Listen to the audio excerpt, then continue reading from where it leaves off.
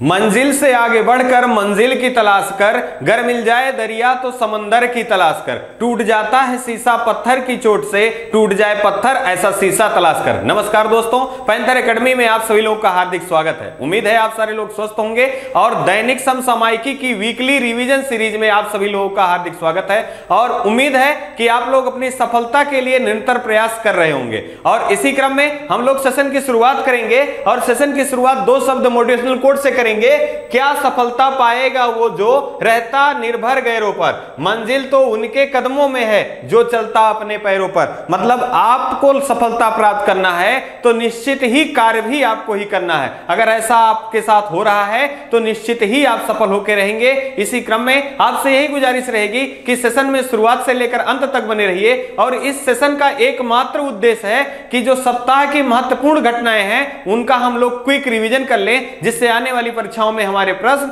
गलत ना हो। आइए हम लोग सेशन की शुरुआत करें और देखें ये महत्वपूर्ण प्रश्नों की सीरीज। देखिए यहां पहला प्रश्न है, हाल ही में चर्चा में रही मीराबाई चानू द्वारा राष्ट्रमंडल खेल 2022 में कौन सा पदक प्राप्त हुआ? तो यहां हमारा सही विकल्प जो है स्वर्ण पदक प्राप्त हुआ। अब यहां याद रखना है, मीराबाई चानू जी ने राष्ट्रमंडल खेलों में भारत के लिए पहला पदक प्राप्त किया है। साथ ही साथ टोक्यो ओलंपिक की बात करें तो वहां पर सिल्वर मेडल से प्रारंभ किया गया था। किसके द्वारा? मीराबाई चानू जी के द्वारा। अगर हम यही बात कर लें BCC sport women of the year के रूप में किस खिलाड़ी को चुना गया है? तो मीराबाई चानू जी को चुना गया है। इनका खेल क्या है? ध्यान रखना है, वेट लिफ्टिंग से संबंधित है। कितने किलोग्राम में इन्होंने पदक जीता है? 49 किलोग्राम में इन्होंने पदक जीता है। आइए अगला प्रश्न देखें, हाल ही में चर्चा में बोनालू महोत्सव चर्चा में रहा, इस उत्सव का संबंध किस राज्य से है? तो इसका सही आंसर जो हमारा है मित्रों, ये तेलंगाना है। तेलंगाना में बोनालू महोत्सव,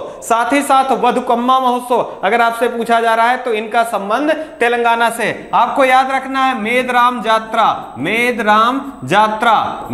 जात्रा किस राज्य का मेला है? तो ये तेलंगाना का मेला है। साथ ही साथ भारत का सबसे बड़ा मेला कौन है? कुंभ का मेला है। और दूसरा लार्जेस्ट मेला कौन सा है? तो ये मेदराम जात्रा है। आइए इसी क्रम में अगला देख ले, हाल ही में किसे विस्टन चर्चिल लीडरशिप अवार्ड से सम्मानित किया गया है? तो यहां सबसे पहले ये जान ले कि विस्टन चर्चिल कहां से संबंधित थे? तो इंग्लैंड से संबंधित थे। और किसे सम्मानित किया गया है? तो व्लादिमीर जेलेंस्की। ये कौन है? ये यूक्रेन के राष्ट्रपति हैं। और ये चर्चा में क्यों हैं? क्योंकि रूस और यूक्रेन के बीच चल रहे विवाद के कारण, युद्ध के कारण ये चर्चा में रहे हैं। आइए अगले प्रश्न को देखें। अगला प्रश्न अत्यंत ही महत्वपूर्ण है, प्रतिवर्ष अंतरराष्ट्रीय बाघ दिवस कब मनाया जाता है? अब यहाँ आपको ध्यान देना है, 29 जुलाई को प्रतिवर्ष बाघ दिवस के रूप में मनाया जाता है। विश्व का सर्वाधिक बाघों की संख्या किस देश में है? तो बाघों की संख्या जो है भारत में 70% के बाघों की संख्या भारत में है। अगर हम बात करें हाल ही में जो बाघों की संख्या में वृद्धि कितने प्रतिशत की हुई है?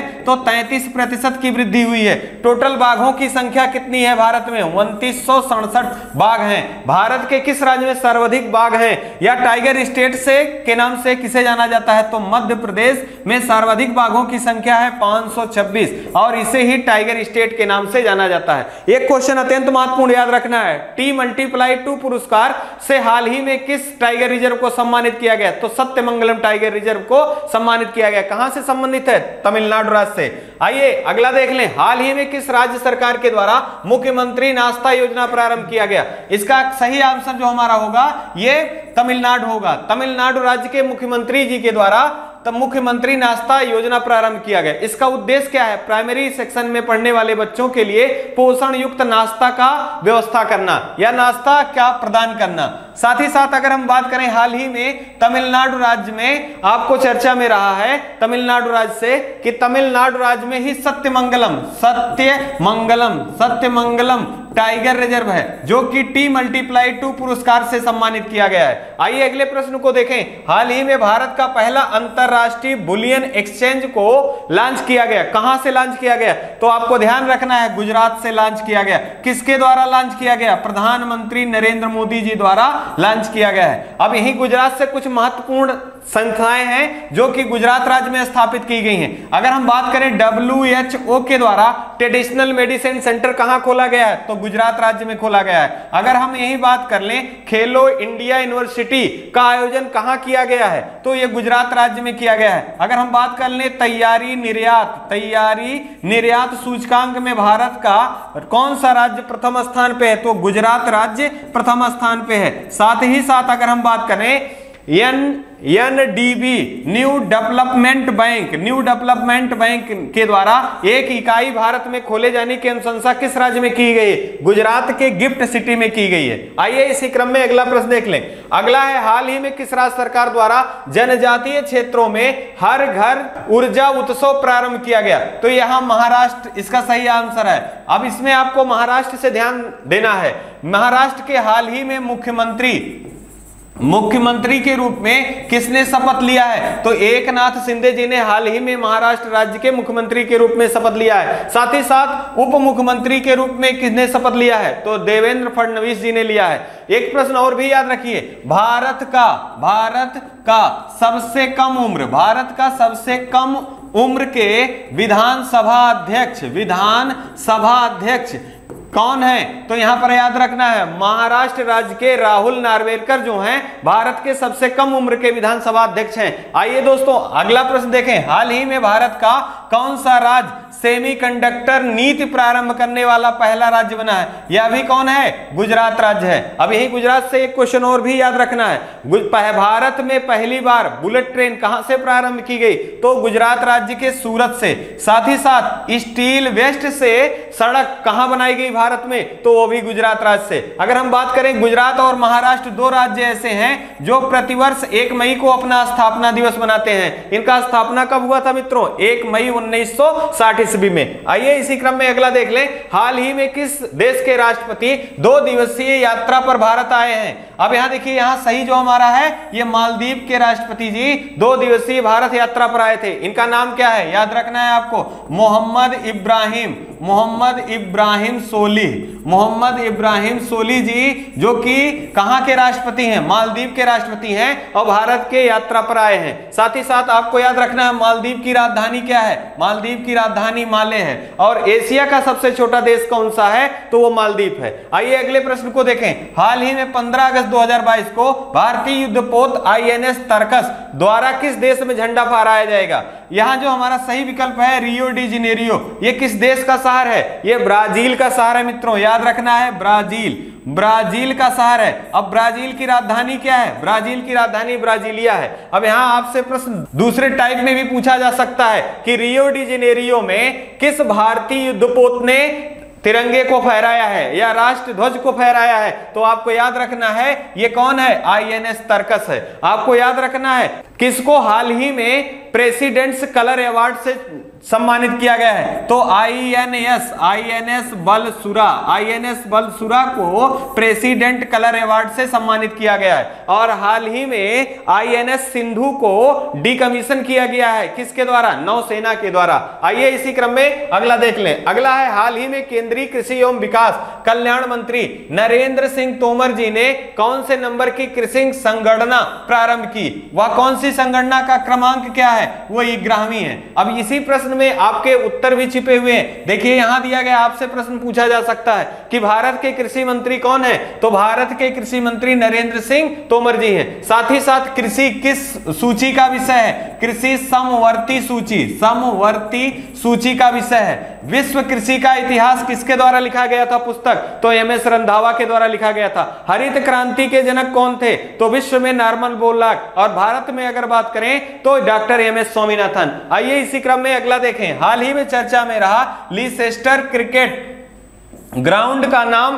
किस भारतीय क्रिकेटर के नाम पर रखा गया, तो यहां आपको याद रखना है दोस्तों क्या है, सुनील गावस्कर जी के नाम पर रखा गया है। अगर हम बात करें सुनील गावस्कर जी के बारे में, तो पहले 10,000 रन बनाने वाले पहले भारतीय। साथ ही साथ 1983 ईस्वी में जब भारत पहला विश्व कप जीता था, तो उसके सदस्यों में कौन शामिल थे, सुनील गावस्कर जी। आइए इसी क्रम में हम लोग अगला प्रश्न देख लेते हैं। अगला है हाल ही में चर्चा में रहा अंतरराष्ट्रीय रेंजर पुरस्कार 2022 किस भारतीय नेशनल पार्क ने जीता है? यह अत्यंत ही महत्वपूर्ण प्रश्न है आपको इन्वायरमेंट के सेक्शन से। यह प्रश्न कहीं ना कहीं आपको जरूर दिखेगा मित्रों, आप इसको भूलिएगा नहीं। ये क्या है? ओरांग राष्ट्रीय उद्यान और टाइगर रिजर्व, ये असम राज्य से संबंधित है। अब याद कर लीजिए आप दोस्तों, हाल ही में भारत का नवीनतम वन्य जीव अभयारण्य के रूप में किसे चिन्हित किया गया था? देहिंग पटकई वन्य जीव अभयारण्य, वो भी कहां से संबंधित है? असम राज्य से संबंधित है। असम में कितने वन्य जीव अभयारण्य है? वो असम में 7 वन्य जीव अभयारण्य है। अगर हम बात करें यहाँ के मुख्यमंत्री कौन है, तो हेमंत बिश्व शर्मा है।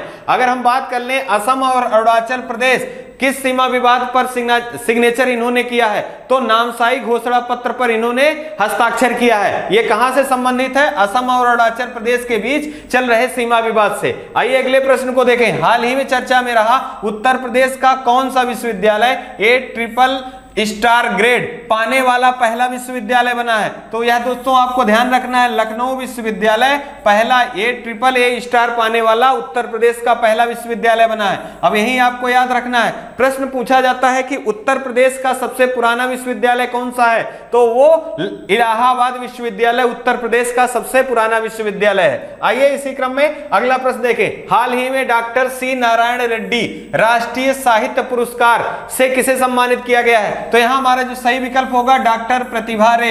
ये असमिया और उड़िया लेखक हैं और इनको डॉक्टर सी नारायण रेड्डी राष्ट्रीय साहित्य पुरस्कार दिया गया है। अब याद रखिएगा, यही हिंदी भाषा के साहित्य पुरस्कारों को अगर बात करें हिंदी भाषा की मित्रों, हिंदी भाषा की, तो किसे दिया गया है? सम्राट अशोक को। लेखक कौन है? दया प्रकाश सिन्हा। अगर हम बात करें इंग्लिश की या अंग्रेजी की, तो नमिता गोखले को दिया गया है। अगर हम बात कर लें उर्दू की, तो चंद्रभान ख्याल को दिया गया है। आइए इसी क्रम में हम देख लें, हाल ही में केंद्रीय मंत्रिमंडल ने Bharat broadband network limited BBNL और किसके साथ विलय की मंजूरी प्रदान की है? तो ये BSNL के साथ मंजूरी प्रदान की है। इसका मुख्य उद्देश्य क्या है? गांवों तक इंटरनेट की सुविधा को सुचारू रूप से पहुंचाना या इंटरनेट की सेवा को सुगमता प्रदान करना। आइए इसी क्रम में अगला देख लें। हाल ही में उपराष्ट्रपति वेंकैया नायडू द्वारा किस राज्य को पुलिस को प्रतिष्ठित राष्ट्रपति के रंग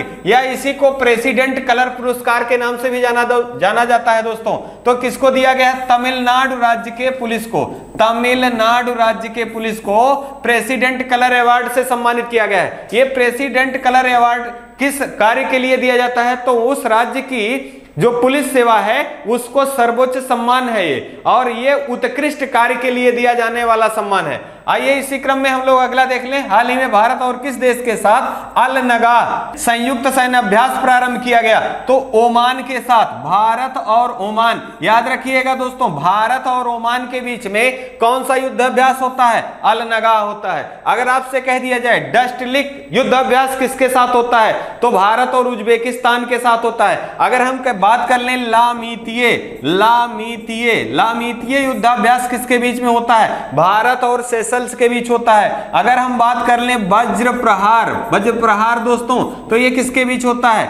USA और भारत के बीच होता है। अगर बात कर लें काजिंद किसके साथ होता है? भारत और कजाकिस्तान के साथ होता है। आइए इसी क्रम में अगला प्रश्न देख लें। हाल ही में भारत के किस स्थान पर चाबहार दिवस सम्मेलन का उद्घाटन किया गया? अब यहां सही आपका विकल्प है मुंबई। आपको ध्यान रखना है, मुंबई किस द्वीप पे बसा हुआ है? सालसेट द्वीप पर बसा हुआ है। आपसे प्रश्न भी पूछा गया है कि कौन से द्वीप पे घनी आबादी है या सर्वाधिक आबादी निम्न में से किस द्वीप पर है? तो सालसेट द्वीप पर सबसे अधिक आबादी है।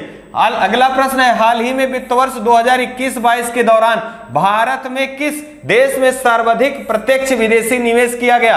अब यहां देखिए, सिंगापुर के द्वारा भारत में सर्वाधिक FDI आई है। अब इसको आपको याद रखना है कि भारत के किस राज्य में सर्वाधिक आया है? तो ये कर्नाटक राज्य में आया है। और किस क्षेत्र में आया है? तो ये टेक्नोलॉजी कंप्यूटर हार्डवेयर के क्षेत्र में सर्वाधिक FDI आई हुई है। आइए इसी क्रम में अगला प्रश्न देख लें। अगला है, हाल ही में कॉमनवेल्थ गेम 2022 में अचिंता सेवली ने किस भार वर्ग में स्वर्ण पदक प्राप्त किया है? तो ये 73 किलोग्राम वर्ग में इन्होंने स्वर्ण पदक प्राप्त किया है। साथ ही साथ आपको याद रखना है, ये किस क्रम का है? ये 22वें क्रम का है। कहां हो रहा है? राष्ट्रमंडल खेल खेल, तो ये हो रहा है इंग्लैंड के बर्मिंघम में। आपको इसी साथ याद रखना है 23वां कहां होगा मित्रों, तो 2026 में होगा और इसका आयोजन ऑस्ट्रेलिया में किया जाएगा। आइए इसी क्रम में हम लोग अगला देखें। हाल ही में चर्चा में रहा पॉइंट 5140 का कारगिल सेक्टर का नाम बदलकर क्या कर दिया गया, तो इसका नाम बदलकर मित्रों गन हिल कर दिया गया। क्यों? क्योंकि 26 जुलाई 1999 ईस्वी में भारत और पाकिस्तान के बीच चल रहे युद्ध के दौरान कारगिल विजय प्राप्त हुआ था और इसी कारण प्रत्येक 26 जुलाई को कारगिल दिवस के रूप में मनाया जाता है और सैनिकों को सच्ची श्रद्धांजलि अर्पित करने के लिए या इसका नाम बदल के गन हिल कर दिया गया है। आइए इसी क्रम में हम लोग अगला प्रश्न देख लें। हाल ही में चर्चा में रही द लाइट वी कैरी। आप याद करिए दोस्तों, हमने आपसे कहा था यह प्रश्न पढ़ाते हुए भी कि आप इसके साथ साथ एक बुक और भी याद रखेंगे, वी कमिंग बुक के लेखक कौन है, तो ये मिशेल ओबामा है। इसमें क्या लिखा गया है, तो आपको वहां बताया गया था कि इसमें वर्तमान में भविष्य में चल रहे देशों के बीच तनाव या विवाद की स्थितियों को इन्होंने मिशेल ओबामा ने अनुभव करके उसमें अनुभव को शेयर किया है या लिखा है। आइए इसी क्रम में अगला देख लें। हाल ही में किसके द्वारा महिला यूरोपीय चैंपियनशिप फुटबॉल प्रतियोगिता 2022 का खिताब जीता गया है? किसके द्वारा जीता गया? इंग्लैंड के द्वारा। तो यहाँ दोस्तों हमको उप विजेता भी ध्यान रखना है। कौन उप विजेता रहा? जर्मनी। अरे आप याद करो दोस्तों, यहीं से तो आपको भी याद आ रहा होगा कि टोक्यो ओलंपिक में 41 साल बाद भारतीय टीम ने किसे पराजित करके कांस्य पदक प्राप्त किया था? इसी जर्मनी को पराजित करके कांस्य पदक प्राप्त किया था। आइए हम लोग अगला प्रश्न देखें। हाल ही में किस देश के द्वारा अपनी आर्थिक स्थिति को मजबूत करने के लिए सोने का सिक्का जारी किया गया? तो यह किया गया जिम्बाब्वे के द्वारा। अब यहां आपको ध्यान रखना है जिम्बाब्वे की राजधानी क्या है, तो जिम्बाब्वे की राजधानी हरारे। जिम्बाब्वे की राजधानी हरारे है। और जिम्बाब्वे किस महाद्वीप का देश है, तो ये अफ्रीका महाद्वीप का देश है। अफ्रीका महाद्वीप का देश है। यहां से तो बहुत महत्वपूर्ण प्रश्न बनते हैं, अगर इनको हम देख लें तो हमारे प्रश्न गलत नहीं होंगे। अफ्रीका महाद्वीप को भविष्य का महाद्वीप कहा जाता है। कर्क रेखा, मकर रेखा, साथ ही साथ अगर भूमध्य रेखा कौन सा ऐसा महाद्वीप है जिससे होकर तीनों रेखाएं गुजरती हैं, तो एकमात्र महाद्वीप अफ्रीका महाद्वीप है जिससे होकर तीनों रेखाएं गुजरती हैं। आइए इसी क्रम में अगला देख लें। हाल ही में भारत तथा किस देश के बीच एक्स-विन-वैक्स 2022 सैन्य युद्धाभ्यास आयोजित किया गया? तो इसका सही जो है ये वियतनाम है। अब वियतनाम के साथ भारत और वियतनाम के साथ एक्स-विन-वैक्स युद्धाभ्यास का आयोजन किया गया। वियतनाम की राजधानी क्या है दोस्तों, आपको याद रखना है, हानोई वियतनाम की राजधानी है। साथ ही साथ अगर हम बात करें युद्धाभ्यासों का, सूर्य किरण युद्धाभ्यास किसके किसके बीच में होता है, तो भारत और नेपाल के साथ होता है। संप्रीति बोंगो सागर ये युद्धाभ्यास किसके बीच होता है, भारत और बांग्लादेश के बीच में होता है। आइए इसी क्रम में अगला देख ले। हाल ही में किस राज्य सरकार के द्वारा ग्लोबल वार्मिंग की जांच के लिए अंडर 2 कोलिएशन नामक प्रतिष्ठित ग्लोबल नेटवर्क के साथ हस्ताक्षर किया गया? तो ये पंजाब राज्य है मित्रों, ध्यान रखना है। और 5 नदियों की भूमि के नाम से किस राज्य को जाना जाता है, पंजाब राज्य को जाना जाता है। और पंजाब राज्य के हाल ही में मुख्यमंत्री ने शपथ लिया, तो इनका नाम क्या है, भगवंत मान है। और ये किस पार्टी से संबंधित है, आम आदमी पार्टी से संबंधित है। आइए इसी क्रम में हम लोग देखें अगला।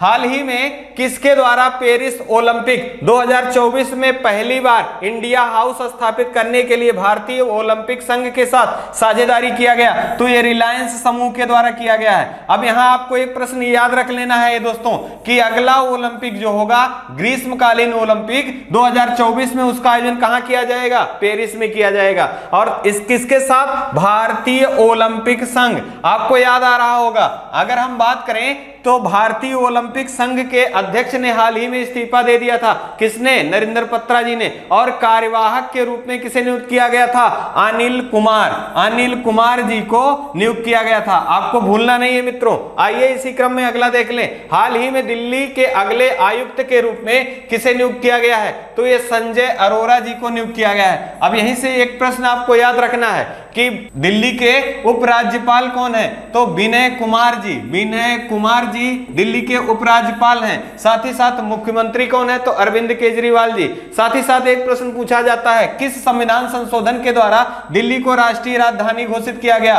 तो 69वां संविधान संशोधन के द्वारा दिल्ली को राष्ट्रीय राजधानी घोषित किया गया। आइए इसी क्रम में देखें, हाल ही में गेम्स वाइड ओपन आधिकारिक नारा किस ओलंपिक के लिए जारी किया गया? तो अभी हमने बात किया पेरिस ओलंपिक, जो कब होगा? 2024 में आयोजित होगा। यह क्रम कौन सा होगा दोस्तों? तो यह 33वां क्रम होगा। हाल ही में हम लोगों ने 32वें क्रम के ओलंपिक का आयोजन देखा है। कहां हुआ था? टोक्यो में हुआ था। साथ ही साथ अगर हम इसका याद कर लें, 34वां कहां होगा? तो 34वां यूएसए के लॉस एंजल्स में होगा। अगर बात करें 35वां की मित्रों, तो यहां 35वां कहां आयोजित किया जाएगा? तो ये ऑस्ट्रेलिया में आयोजित किया जाएगा। अत्यंत ही महत्वपूर्ण प्रश्न है। आइए इसी क्रम में अगला देख लें। अगला है, हाल ही में कृषि अनुसंधान परिषद ICAR के महानिदेशक के रूप में किसे नियुक्त किया गया है? तो यहां सही हमारा विकल्प मित्रों है हिमांशु पाठक। हिमांशु पाठक जी को कृषि अनुसंधान परिषद का महानिदेशक नियुक्त किया गया है। इसकी स्थापना कब हुई थी मित्रों? 1929 ईस्वी में इसकी स्थापना की गई थी। इसका मुख्यालय कहां है? इसका मुख्यालय नई दिल्ली में स्थित है।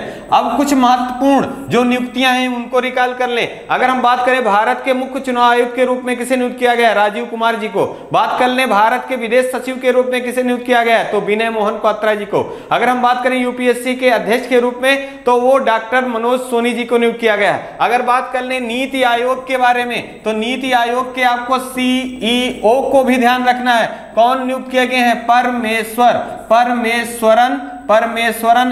परमेश्वरन अय्यर। साथ ही साथ उपाध्यक्ष के रूप में डॉक्टर सुमन बेरी, ये भी आपको याद रखना है। आइए अगला देखें, हाल ही में चर्चा में रहा संस्कृति मंत्रालय ने किसकी 146वीं जयंती के अवसर पर तिरंगा उत्सव आयोजित किया है? तो ये पिंगली वेंकैया जी हैं, जिनका 146वां जयंती के अवसर पर तिरंगा उत्सव आयोजन किया गया। किसके द्वारा? आपको याद रखना है, अमित शाह जी द्वारा तिरंगा उत्सव का शुभारंभ किया गया। अब आपको याद रखना है कि भारत का राष्ट्रीय ध्वज का डिजाइन किसने बनाया था? तो पिंगली वेंकैया जी ने बनाया था। साथ ही साथ राष्ट्रीय ध्वज को प्रतीक के रूप में कब अपनाया गया था? तो 22 जुलाई 1947 को अपनाया गया था। यह महत्वपूर्ण प्रश्न है दोस्तों। आइए इसी क्रम में अगला देख लें। हाल ही में भारत सरकार के द्वारा देश में मंकी पॉक्स की स्थिति पर निगरानी के लिए किसकी अध्यक्षता में एक टीम गठित की गई? तो यहां हमारा सही जो है ये डॉक्टर वीके पाल हैं। वीके पाल जी की अध्यक्षता में मंकी पॉक्स की स्थिति की निगरानी रखने के लिए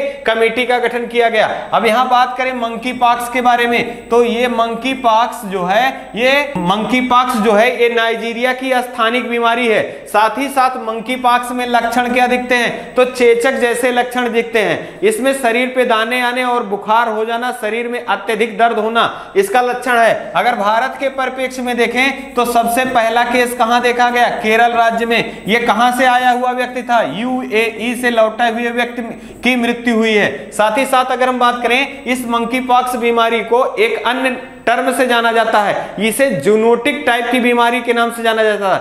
जूनोटिक टाइप क्या होता है मित्रों? तो जानवरों से मनुष्यों में फैलने वाली बीमारी को जूनोटिक टाइप की बीमारी कहते हैं। आइए अगले प्रश्न को देखें। हाल ही में चर्चा में रहा कौन सा भारतीय राज्य जिसने अपने 7 नए जिले का गठन किया? दोस्तों ये कौन है? ये पश्चिम बंगाल है। अगर हम बात कर लें तो यहाँ की मुख्यमंत्री कौन है? ममता बनर्जी है। साथ ही साथ अगर हम बात करें तो यहीं से उपराष्ट्रपति पद के उम्मीदवार NDA के रूप में घोषित किए गए हैं। कौन? जगदीश धनखड़ जी राज्यपाल कहां के थे? ये पश्चिम बंगाल के थे। साथ ही साथ इनको उपराष्ट्रपति पद का उम्मीदवार बनाया गया NDA के द्वारा। और अगर हम बात करें इनके स्थान पे किसने राज्यपाल का शपथ ग्रहण लिया है, तो यहां पर इन्होंने राज्यपाल के रूप में कार्यभार संभाला है, तो ला गणेशन जी ने यहां के राज्यपाल के रूप में कार्य संभाला है। आइए इसी क्रम में हम लोग अगला प्रश्न देख लें। अगला है, हाल ही में चर्चा में रहा भारतीय अंतरिक्ष अनुसंधान संगठन के द्वारा लॉन्चिंग व्हीकल से तथा आजादी सेट उपग्रह को लॉन्च किया जाएगा। तो यहां देखिए हमारा जो सही होगा ये SSLV। अब यहाँ हम SSLV का फुल फॉर्म जान लें तो small satellite launching vehicle system, ये किसके द्वारा? इसरो के द्वारा बनाया गया। साथ ही साथ हम बात करें इसका उद्देश्य क्या है, तो हल्के उपग्रहों को प्रक्षेपित करने के लिए SSLV का उपयोग किया गया इसरो के द्वारा। अब आप याद कर लीजिए यहीं से 2022 का पहला प्रक्षेपण किसके द्वारा किया गया था? PSLV C-52 के द्वारा, PSLV C-52 के द्वारा। कौन था उपग्रह? EOS 04 earth observation satellite 04। साथ ही साथ आप याद कर पा रहे होंगे एरियन 5 का सफल परीक्षण किसके द्वारा किया गया? तो यह PSLV C-24 के द्वारा। और कहां से? फ्रेंच गुयाना के कोरू से। और इसी को लीज पर दिया गया है, किसको? टाटा को। आइए इसी क्रम में अगला देख लें। हाल ही में चर्चा में रहा कॉमनवेल्थ गेम में लंबे समय के बाद स्वर्ण पदक किस खेल में प्राप्त हुआ है? तो ये 92 वर्ष के बाद पहली बार महिला लांस बॉल में स्वर्ण पदक प्राप्त हुआ है। किसके? कॉमनवेल्थ गेम में। आइए यहां से अगला प्रश्न देख लें। अगला है, हाल ही में प्रेस सूचना ब्यूरो के प्रधान निर्देशक के रूप में किसे नियुक्त किया गया है? तो ये सत्येंद्र प्रकाश। किसे नियुक्त किया गया मित्रों? सत्येंद्र प्रकाश।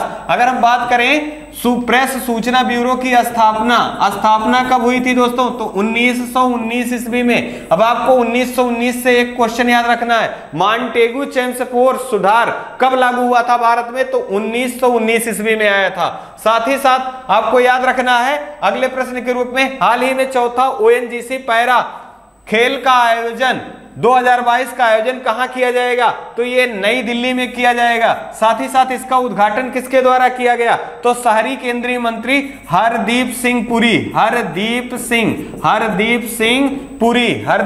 पुरी जी के द्वारा किया गया। अगर हम बात करें यहां पैरा की तो आप याद कर पा रहे होंगे टोक्यो पैरा ओलंपिक में भारत ने कुल कितने पदक जीते थे? 19 पदक जीते थे। और जिसमें पदक तालिका में भारत का स्थान क्या था? 24वां था। आइए इसी क्रम में अगला प्रश्न देख लें। अगला है, हाल ही में good for you good for the planet अभियान किसके द्वारा प्रारंभ किया गया? तो इस संस्था को आप भूलिएगा नहीं, यह संस्था WWF world wide for fund nature, यह इसका फुल फॉर्म है। और इसको कब स्थापित किया गया था? 1961 ईस्वी में। 1961 ईस्वी में इसकी स्थापना की गई थी। आइए अगर हम बात करें अगले प्रश्न के रूप में, हाल ही में निर्मला मिश्रा का निधन हो गया। इनका संबंध किस विधा से है? तो ये गायिका थी, इनका हाल ही में निधन हो गया। आइए इसी क्रम में हम लोग अगला प्रश्न देख लेते हैं। अगला प्रश्न है, हाल ही में चर्चा में रहा मिंजर मेला, अत्यंत ही महत्वपूर्ण प्रश्न है, का आयोजन कहां किया गया? तो यहां जो सही विकल्प हमारा होगा हिमाचल प्रदेश। हिमाचल प्रदेश में मिंजर मेले का आयोजन किया गया। आपको बताया गया था मिंजर का मतलब क्या होता है? मक्के की बाली। आपको याद रखना है मक्के की बाली को क्या कहा जाता है? मिंजर कहा जाता है। ये किससे संबंधित है? भगवान रघुनाथ जी से संबंधित है। अगर हम बात कर लें हिमाचल प्रदेश से संबंधित तो 100% LPG वाला पहला राज्य कौन सा है भारत का? तो वो हिमाचल प्रदेश है। सिकुला दर्रा का संबंध किस राज्य से? हिमाचल प्रदेश से। अटल टनल का संबंध किस राज्य से? हिमाचल प्रदेश से। आइए इसी क्रम में अगला देख लें। हाल ही में कॉमनवेल्थ गेम 2022 में लवप्रीत सिंह ने कौन सा मेडल प्राप्त किया है? यहां जो सही विकल्प हमारा है गोल्ड पदक प्राप्त किया है। किसने? लवप्रीत सिंह ने। आइए अगले क्रम में देखें। अगला है, हाल ही में चर्चा में रहा ऑनलाइन सरकारी ई टैक्सी सेवा किस राज्य द्वारा प्रारंभ किया गया? तो यहां भूलना नहीं है आपको दोस्तों, किसके द्वारा? केरल के द्वारा प्रारंभ किया गया। ई टैक्सी सेवा सुचारू रूप से संचालित करना, संसाधनों को सुचारू रूप से संचालित करना, साथ ही साथ वायु प्रदूषण, ध्वनि प्रदूषण आदि जैसी समस्याओं के निजात पाने के लिए ई टैक्सी सेवा प्रारंभ किया गया केरल के द्वारा। अगर आप याद कर पा रहे हो तो याद करिए, आपका पहला क्वेश्चन वहां बताया गया था भारत का पहला high court paperless high court कौन है? तो केरल है। और अगर साक्षरता की दर बात करें तो भारत में सर्वाधिक साक्षरता दर महिला और पुरुष की किस राज्य में है? केरल राज्य में है। आइए इसी क्रम में अगला हम देख लें। एक अत्यंत प्रश्न और भी नहीं भूलिएगा, इंटरनेट सेवा प्रदान करने वाला, अपनी खुद की इंटरनेट सेवा प्रदान करने वाला भारत का पहला राज्य कौन सा है? केरल है। टमाटर फ्लू और मंकी फ्लू का संबंध, मंकी पॉक्स का संबंध किस राज्य से है? केरल से है। आइए अगले प्रश्न में देखें, हाल ही में किस देश के साथ पिच ब्लैंक युद्ध अभ्यास आयोजित किया गया? तो ये कौन सा देश है? ऑस्ट्रेलिया है। आपको यहीं से याद करना है ऑस्ट्रेलिया की राजधानी क्या है? ऑस्ट्रेलिया की राजधानी कैनबरा है। साथ ही साथ इसी को क्या किस नाम से जाना जाता है? कंगारुओं का देश के नाम से जाना जाता है और गोल्डन प्लीस के नाम से भी जाना जाता है। अगर हम बात करें 2032 का ग्रीष्मकालीन ओलंपिक जो क्रम 35वां होगा, ये कहां आयोजित किया जाएगा? ऑस्ट्रेलिया में किया जाएगा। साथ ही साथ कॉमनवेल्थ गेम 23वां कहां आयोजित किया जाएगा? ऑस्ट्रेलिया में आयोजित किया जाएगा।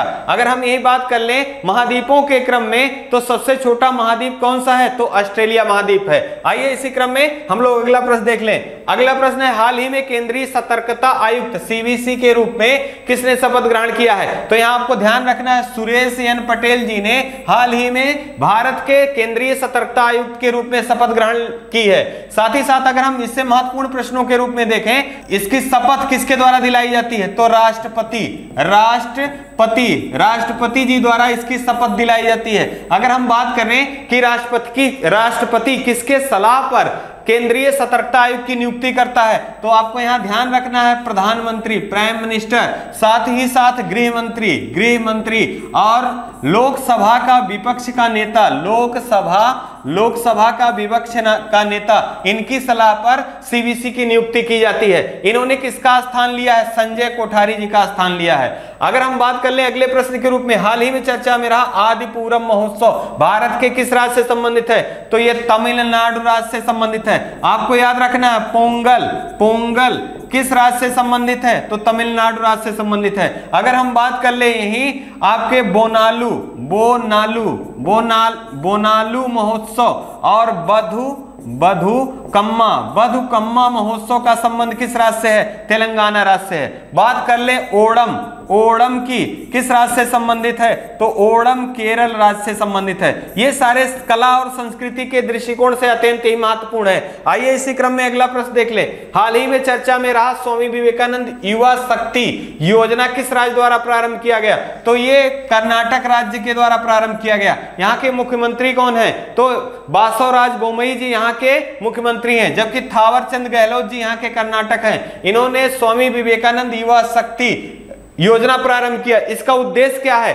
10 लाख युवाओं को रोजगार दिलाना इसका मुख्य उद्देश्य है। आप याद कर पा रहे होंगे विजयनगर साम्राज्य की स्थापना किसके द्वारा किया गया था? हरिहर और बुक्का के द्वारा। इसकी राजधानी क्या थी? हम्पी। किस नदी के तट पर स्थित था? तुंगभद्रा। साथ ही साथ प्रतापी राजा कौन थे? तो कृष्णदेव राय। इनकी प्रमुख बुक क्या थी? अमुक्तदेव माल्यक। ये सारे प्रश्न आपको बताए गए हैं। आइए इसी क्रम में हम लोग देख लें, हाल ही में प्रधानमंत्री कार्यालय पीएमओ के निदेशक के रूप में किसे नियुक्त किया गया है? इसका सही आंसर जो होगा हमारा श्वेता सिंह।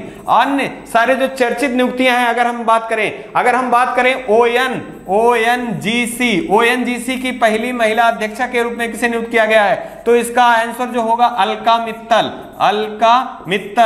मित्तल को नियुक्त किया गया है। अगर हम बात करें सेबी की पहली महिला अध्यक्षा के रूप में किसे नियुक्त किया गया है? तो माधुरी पुरी बुच। ये आपको भूलना नहीं है। साथ ही साथ अगर हम बात करें जूलॉजिकल सर्वे ऑफ इंडिया की प्रमुख के रूप में किसे नियुक्त किया गया है? तो धृति बनर्जी जी को नियुक्त किया गया है। साथ ही साथ आपको याद कर रखना है WTO की पहली महिला अध्यक्षा के रूप में किसे चुना गया है? तो नाकुंजी ओकोंजो इवेला। JNU की पहली महिला कुलपति के रूप में किसे नियुक्त किया गया है? तो शांति श्री धूलीपड़ी। आइए इसी क्रम में अगला प्रश्न देख लें। अगला है, हाल ही में ब्लूमबर्ग द्वारा जारी की गई रिपोर्ट के अनुसार एशिया के सबसे अमीर महिला कौन बनी है? तो यहां सही जो होगा विकल्प हमारा सावित्री जिंदल। अब आपको याद कर पा रहे होंगे ये ओम प्रकाश जिंदल जी की धर्मपत्नी है। साथ ही साथ इनकी टोटल संपत्ति कितना है? 11.3 अरब डॉलर ये इनकी संपत्ति है और ये एशिया की सबसे अमीर महिला है। अगर हम बात कर ले हाल ही में रिपोर्ट के आधार पर भारत की सबसे अमीर महिला के रूप में किसे चुना गया था? तो रोशनी नाडार को चुना गया था। रोशनी नाडार को चुना गया था। और अगर हम बात कर लें भारत के कौन से वे व्यक्ति हैं जिनको विश्व के चौथे अमीर व्यक्ति के रूप में चुना गया था? तो वो गौतम